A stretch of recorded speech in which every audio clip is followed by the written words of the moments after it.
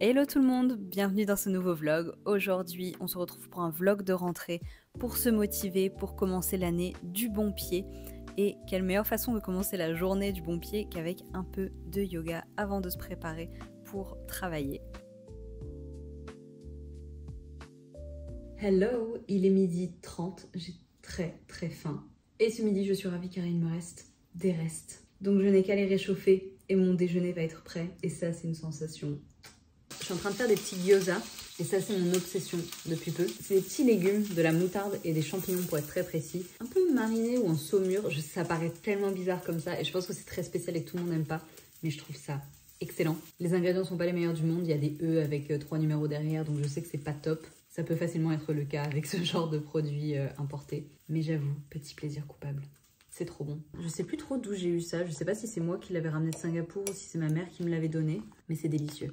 Et ça ressemble à ça. C'est un peu comme des pickles. Donc voilà mon déjeuner. Je suis ravie. Que des choses que j'aime. Des petits gyoza aux légumes avec de la sriracha. Du fried rice avec du tofu, de la courgette, de l'œuf. Et encore de la sriracha. Mes petits pickles de moutarde et de champignons. Et ça, c'est du chou que j'ai juste fait cuire à la poêle avec de la sauce soja. C'est très bon. Donc voilà, un bon déjeuner de rentrée. Et je pense que cette pause déj mérite un épisode de The Summer Turned Pretty.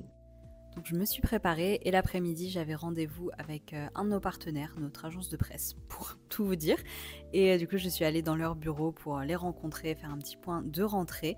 C'était très chouette de pouvoir se voir en personne parce que d'habitude on se voit plutôt en visio. Et ensuite, je suis passée juste à côté d'une boulangerie qui avait l'air incroyable. J'ai pris ce dessert poire feuille shiso et un éclair au café qui est mon dessert préféré pour le dîner.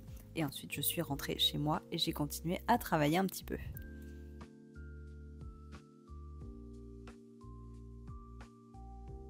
Hello, je vous retrouve, il doit être un peu plus de 20h, donc c'est la fin de la journée, je vais aller dîner. Je suis fatiguée et j'ai faim.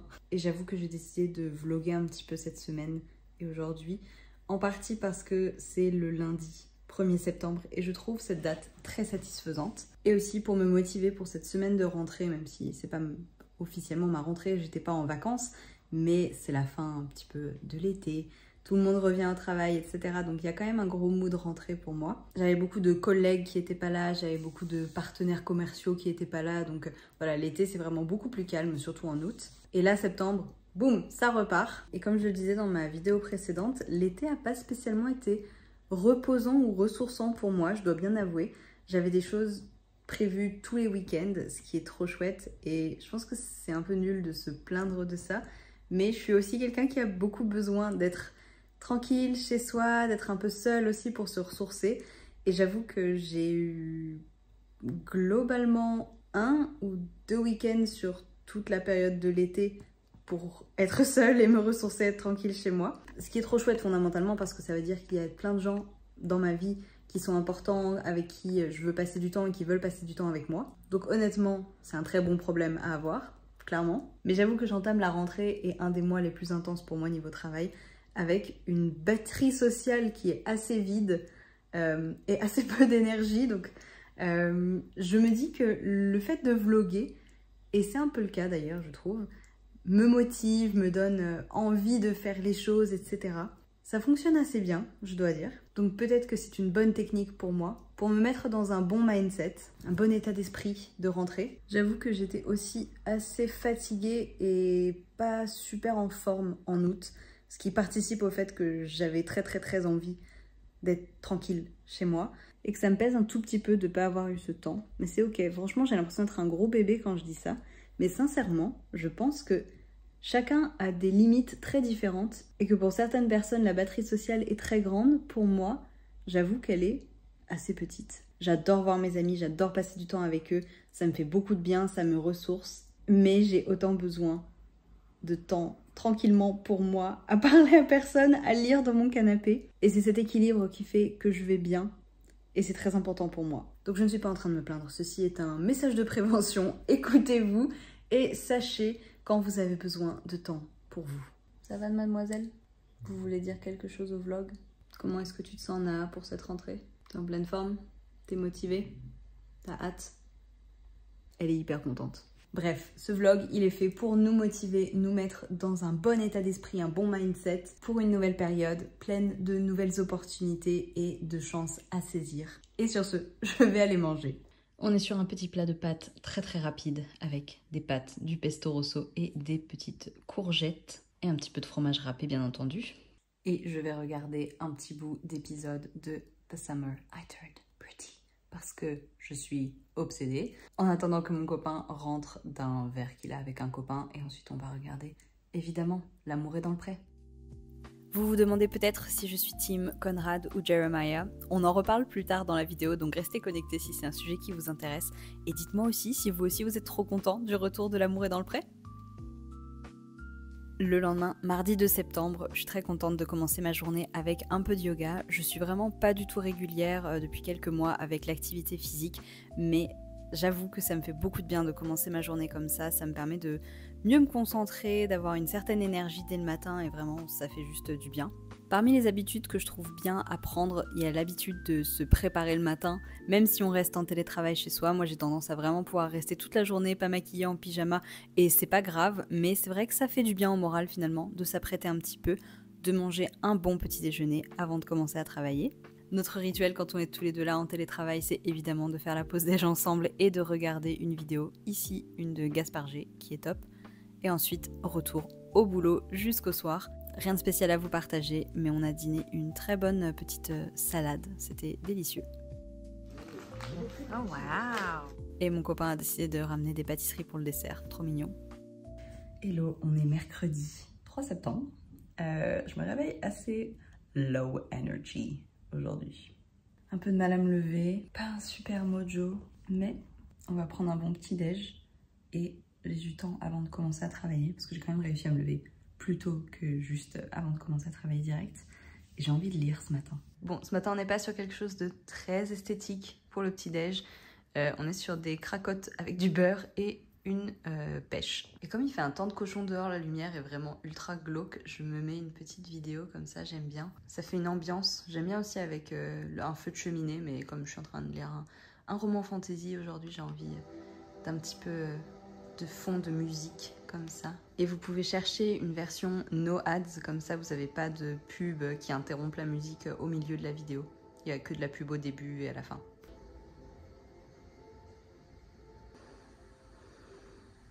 Hello again. Hello, ça va? Ça va et toi? Elle me fait trop rire. Regardez, c'est le chat perché en personne. Bon, définitivement, aujourd'hui, je n'ai pas d'énergie. J'ai tout donné pour travailler et là, c'est la pause déj. J'ai besoin d'une vraie pause. Je voulais me faire ça, mais en fait, je crois que j'ai envie d'un peu de légumes. Donc, je vais aller m'acheter un boboon à côté de chez moi. Il y a un trader qui est pas mal. Et comme ça, j'aurai un petit peu plus de verdure. Bonjour. Merci beaucoup. Au revoir, bonne journée, au revoir. Et voilà mon déjeuner, ça a l'air trop bon. Ça sent bon la citronnelle. J'aime pas trop consommer des plastiques à usage unique comme ça, c'est un peu le souci d'acheter à manger, à emporter et de le ramener chez soi. On n'a pas encore suffisamment démocratisé le fait de venir avec son propre tube et de repartir avec. Mais j'avoue que quand j'ai pas le courage de cuisiner, ce qui arrive vraiment pas souvent, si vous me connaissez un petit peu, vous le savez, bah j'avoue ça dépanne bien et en plus c'est vraiment très bon. Ils font pas mal de choses maison, ce qui est assez rare pour un traiteur asiatique honnêtement à Paris. Et la dame est trop gentille. Et là j'ai trop hâte de déjeuner devant, je pense, pour changer, un épisode de The Summer I Turned Pretty.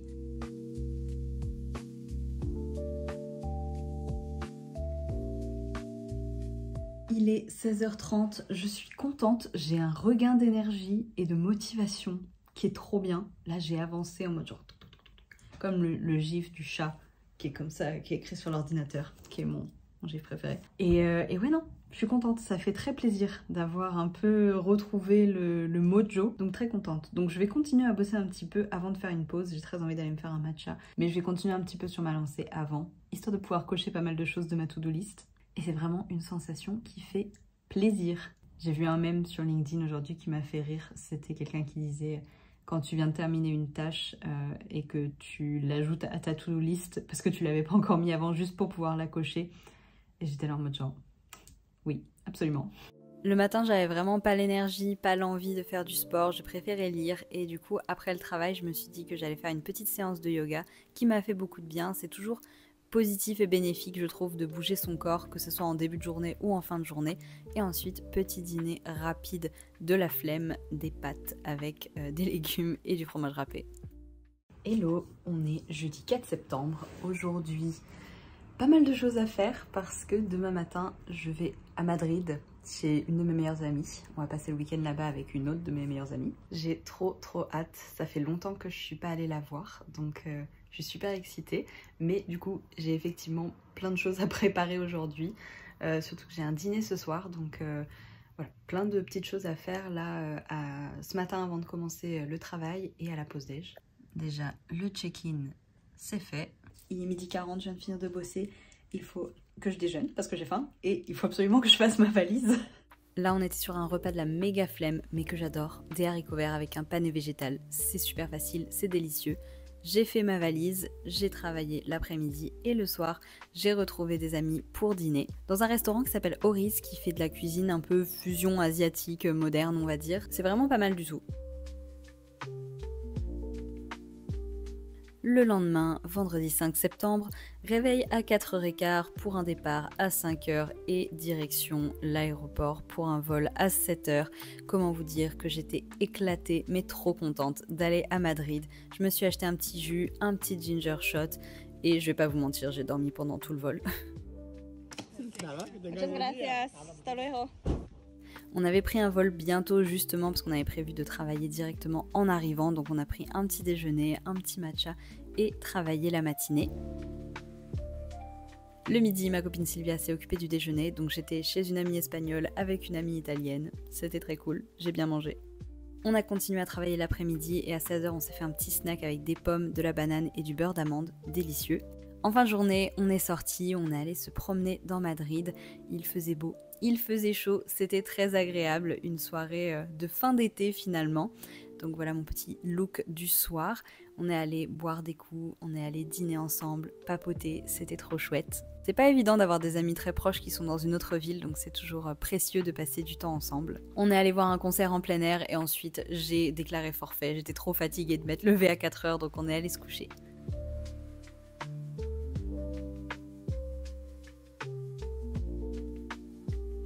Hey, je vous retrouve, on est samedi matin, presque midi.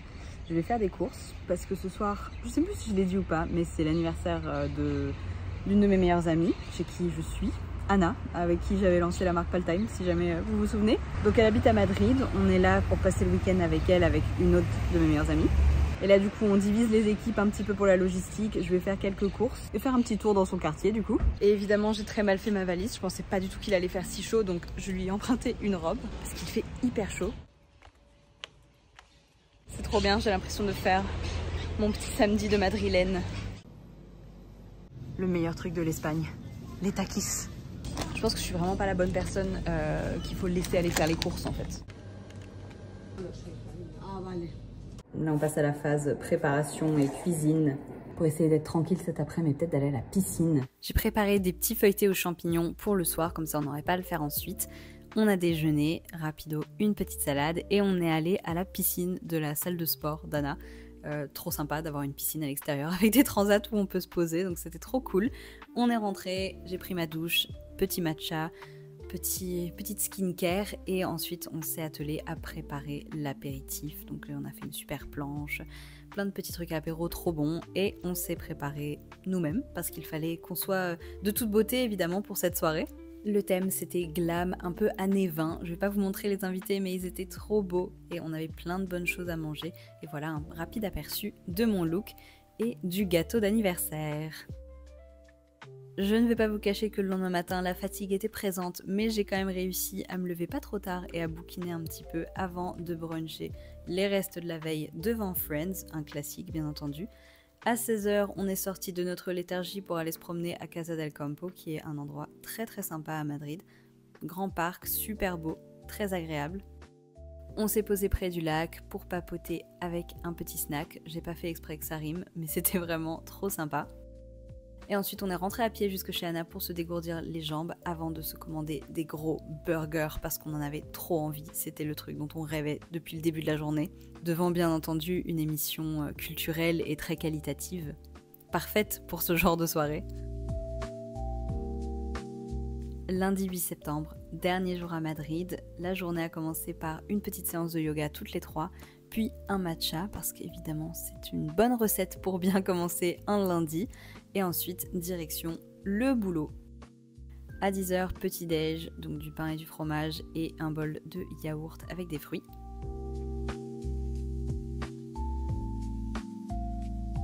Bon, aujourd'hui, le même look que vendredi parce que je ne l'ai pas porté très longtemps finalement. Ce petit haut, je l'adore. Il est super confortable. C'était à ma tante, donc il a une vraie valeur sentimentale pour moi, mais à la fois, il est super décontracté et tout. Je sais pas, je l'aime trop. Avec ce petit pantalon fluide beige, très très confort aussi pour une journée de télétravail. Toujours à Madrid et je rentre ce soir. Le vol est à 21h45 donc on a vraiment encore toute la journée ici même si on va globalement surtout télétravailler mais au moins on est ensemble. On va pouvoir déjeuner ensemble et partir après la journée de travail sans trop se presser donc ça c'est plutôt cool. Et du coup voilà le petit outfit de la journée.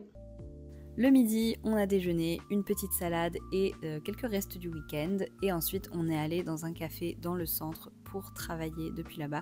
On est allé dans le quartier La Latina qui est trop sympa.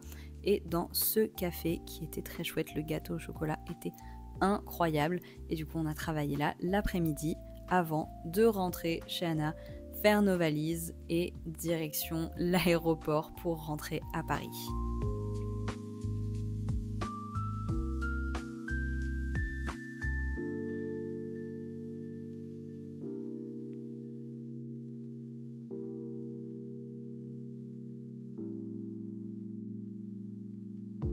Je vous retrouve pour conclure cette vidéo puisque j'avais un peu oublié de le faire. Je suis bien rentrée de Madrid, j'ai passé un super week-end, enfin 4 jours en réalité, et c'était trop cool de pouvoir passer du temps avec mes copines. J'ai pris beaucoup de plaisir à vlogger cette semaine, c'était vraiment quelque chose qui m'a fait beaucoup de bien, qui m'a motivée, qui m'a donné une bonne énergie, donc j'espère que ça s'est ressenti à travers le vlog, même si je me plaignais un petit peu au début. Et en tout cas, j'espère que la vidéo vous a plu. Là c'est le week-end, je vais dîner, je vais regarder un épisode de The Samaritan Pretty.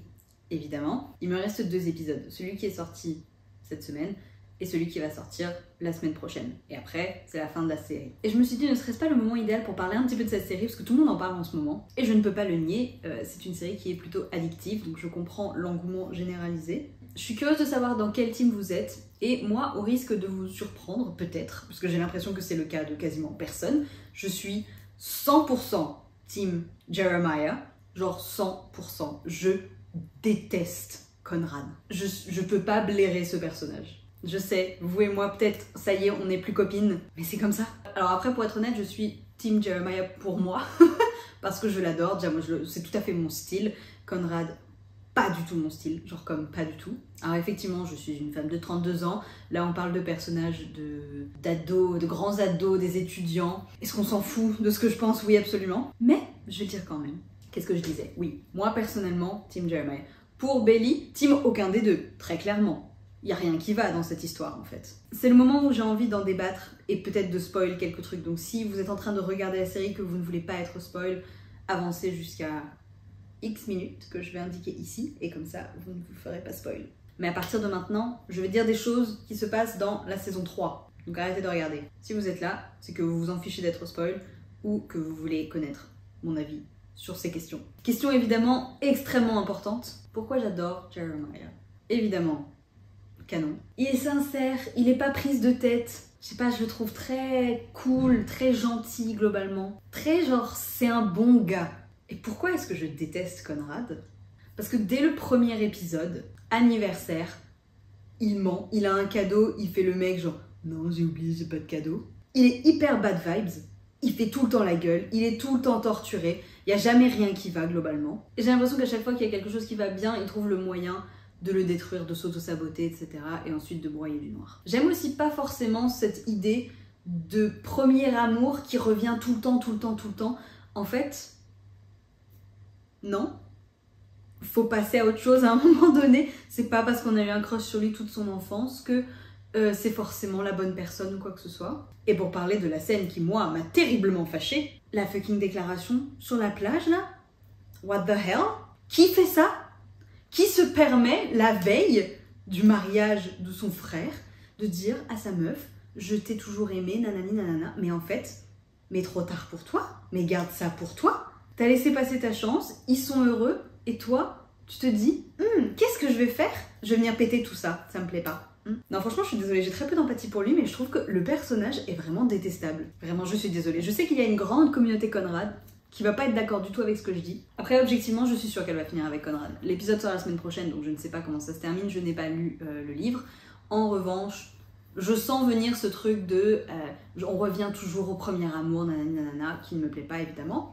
Vous l'aurez compris. Mais en vrai, pour elle, dans ce cas de figure, j'ai envie de dire, ni l'un ni l'autre en fait. Va faire ta life à Paris, fais des expériences. Clairement, tu es jeune et immature et tu ne fais pas les bons choix pour toi-même. Donc s'il te plaît, va vivre ta vie et ensuite on en reparle. Et peut-être que la fin d'ailleurs, c'est elle qui a vécu sa vie et 10 ans plus tard, elle revient et elle se remet avec Conrad. C'est possible. En tout cas, comme vous pouvez le voir, je suis très investie. And I have strong opinions.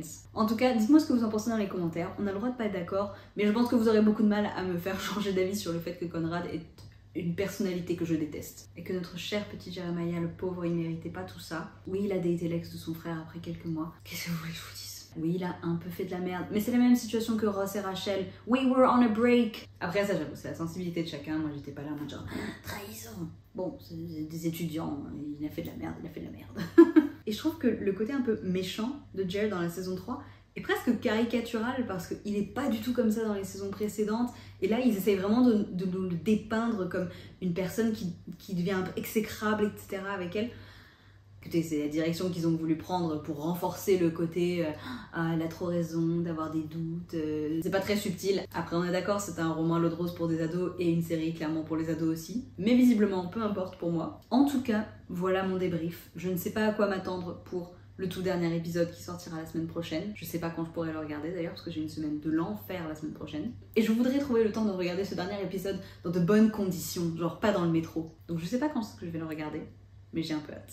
J'avoue. Très curieuse de comment ça va se terminer. Pour moi, mon pari, c'est soit elle finit avec Conrad, potentiellement plusieurs années après, pas directement après, soit elle finit complètement avec quelqu'un d'autre qu'on connaît pas, qui n'existe pas encore dans la série, et elle se détache de ces deux garçons, et tant pis si elle ne finit pas mariée avec l'un d'eux. Sorry Susanna. J'ai pas parlé de la réaction à l'annonce de mariage, mais qui réagit comme ça? Quelle famille un peu aimante fait ça? Franchement, j'ai beaucoup de mal à imaginer. Peut-être que c'est tout à fait réaliste, mais moi, j'avoue, j'ai trouvé ça hyper too much. Genre, qui réagit aussi mal? Je sais pas, peut-être je me trompe. En tout cas, j'espère que vous avez aimé ce débrief. Apparemment, maintenant, je suis une chaîne qui parle exclusivement de cette série. C'était en tout cas 99% de cette vidéo. Et c'est l'heure de clore ce vlog de rentrée ici. J'arrête de parler. Si vous avez aimé cette vidéo, n'hésitez pas à liker la vidéo et à vous abonner à ma chaîne si vous n'êtes pas encore abonné. Je vous retrouve bientôt pour de nouvelles vidéos. Et en attendant, prenez soin de vous. Ciao!